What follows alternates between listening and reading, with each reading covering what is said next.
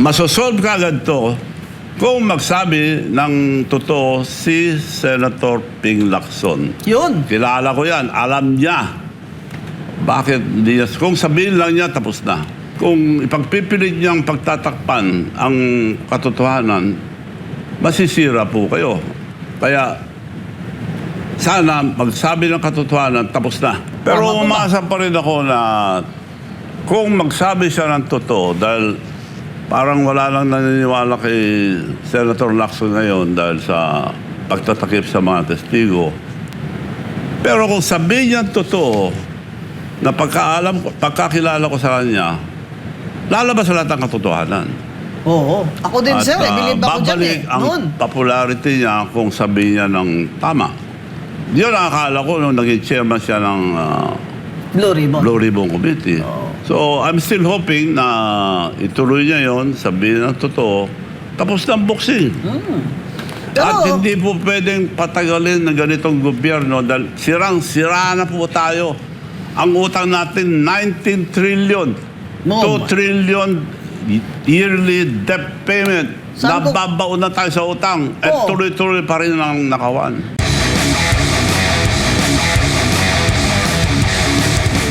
Kaya yun ang ginagawa nila sa lahat ng mga nagsasabi ng katotohanan. Sinisiraan, libel. kinakasuhan. No, libel. Oo. Yung cyber libel ni... Sino pa bang natitira dyan? Yung Jay Sosa? Oh, sino pa? Si Eric? Eric ba yun? Oo. Abay, itong Eric na ito pag naglalakad, sabi ko sa kanya, pag naglalakad ka, dapat may dala ka ng piyansa You're a walking, fiansable. Sabi niya, talagang hindi na daw ihinto sila ng kakahabla nitong Eric na ito. Kaya, mastermind, sinasabi ni Martin Romualdez, executive, sabi ni Governor Singson. Si Martin ang nagsabi. Sabi ni Martin, ayan, Martin, ba't naman kasi ayaw mo pa sabihin ng pangalan ng pinsan mo? Bakit kaya, Gob, hindi niya talaga sinasabing si BBM? Parang may usapan na, kung hindi tutuloy ang ombudsman ang kaso ni Martin, at hindi tutuloy yung sinasabi ni Martin, nagkaayusan na. So, kung ituloy ni Martin, hero pa siya. Sabihin niya ang totoo. Dahil hinahanap talaga, alam na lahat ng tao, pero nakahanap tayo ng sinungaling na mastermind. So, Kasi, ito, ang total na sitwasyon ng Pilipinas. Alam lahat ng bilyones ang nakawan. Kailangan mapahinto na, hindi lang flood control, pero ayaw ko umalis sa flood control dahil di-divert nila. Ghost Project, Ghost Flood Ghost Control. project. Maraming ghost project. Naka-record lahat sa akin. So, ang pwede lang mangyari, dapat makialam ang military and police. Sabihin lang nila, ayaw nilang graft and corruption. Ayaw sabihin. Huwag niyong sabihin na mag-withdraw kayo. Sabihin nyo lang, ayaw sabihin. Bakit? At masosolve ka agad to kung magsabi ng totoo si Senator Ping Lacson. Yun. Kilala ko yan. Alam niya. Bakit hindi niya? Kung sabihin lang niya, tapos na. Ano po ang dapat niyang sabihin? Sabihin lang katotohanan. Dahil siya, mahusay na pulis yan. Kilala ko. At believe ako nung araw, talagang hindi na natitinag. Ngayon, kung ipagpipilit niyang pagtatakpan ang katotohanan, masisira po kayo. Kaya, sana magsabi ng katotohanan, tapos na. Kasi nga yung 18 security guards ni Saldico na dating mga Marines ay hindi naman pinatistigo ni sa Blue Ribbon, ni Ping Lacson. Sila pa inimbisiga. Sinisira nila credibility Sila nila. pa ngayon kakasuhan. Wala silang may kaso, pero sinisiraan sila. Si ganito, hindi gana. Ngayon na may ombudsman complaint na ang kino-quote doon ng ombudsman ay yung testimony o affidavit ni Gutesa doon sa Blue Ribbon ni Ping Lacson. Hindi po ba sa akin, in my opinion, dapat that's already a basis for Senator Ping Lacson to call also the 18 security guard and Marines ni Saldico? Kasi nagko-corroborate yung statements nila eh. Pare-pareho nga kami. Gusto namin tumestigo. Gusto tumestigo yung mga Marine. Ayaw naman kami tawagin sa Senado. Correct. Well, I still hope na tawagin ako ni Senator Ping kung gusto niya talaga malaman ang katotohanan.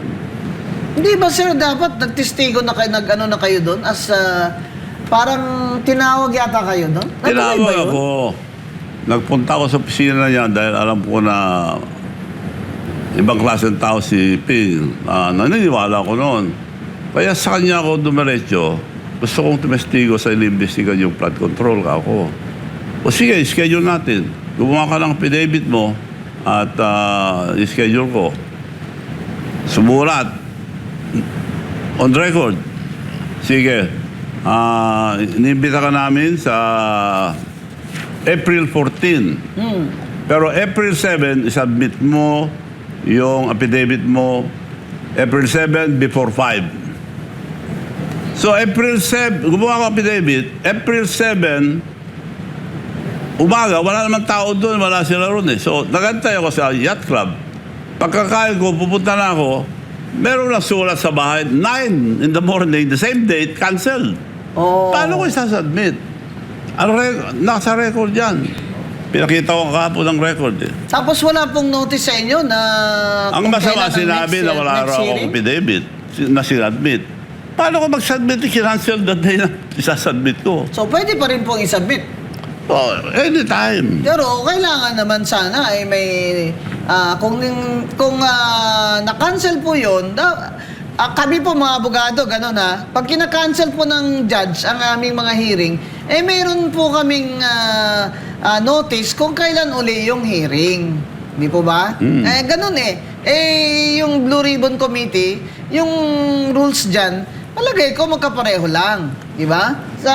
Importante kasi sa right to public information at due process na may notice. Yun po ang sinasabi ni Governor Chavit na magsasubmit na siya ng affidavit niya on the same day, naghihintay lang naman siya sa malapit sa Senate, yung pala, kinancel yung hearing kung saan siya magsasubmit ng kanyang affidavit. Pero Tama po ba? umasa pa rin ako na kung magsabi siya ng totoo dahil parang wala lang naniniwala kay Senator Lacson ngayon dahil sa pagtatakip sa mga testigo. Pero kung sabihin niya totoo na pagkakilala ko sa kanya, lalabas sa lahat ng katotohanan. Oo. Ako din, sir. Believe ako dyan babalik ang Noon. popularity niya kung sabihin niya ng tama. Yun ang akala ko nung naging chairman siya ng Blue Ribbon. Blue Ribbon Committee. So, I'm still hoping na ituloy niya yon, sabihin ng totoo, tapos ng boxing. At Pero, hindi po pwedeng patagalin ng ganitong gobyerno dahil sirang-sira na po tayo. Ang utang natin, 19 trillion.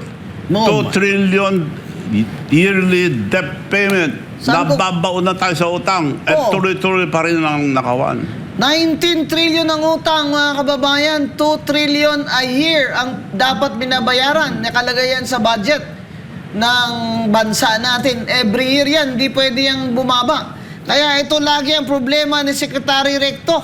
Itong pambayad sa utang na 2 trillion, kaya ayaw niyang ibaba ang ating 12% na VAT.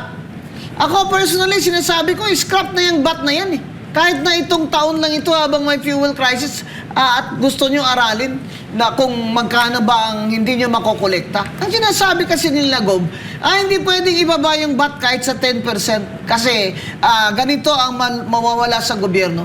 Hindi naman po yan mawawala dahil mapupunta naman po yan sa mga tao. Hindi po ba the government is there to serve the people? Kaya po itong 2 trillion na bayarin sa mga utang, yan po talaga nagbabaon sa atin maliban sa korupsyon. Yan ang sinasabi ni Governor Chavit Singson na hindi na pwede talaga ito. Baon na sa utang, korupsyon pa rin.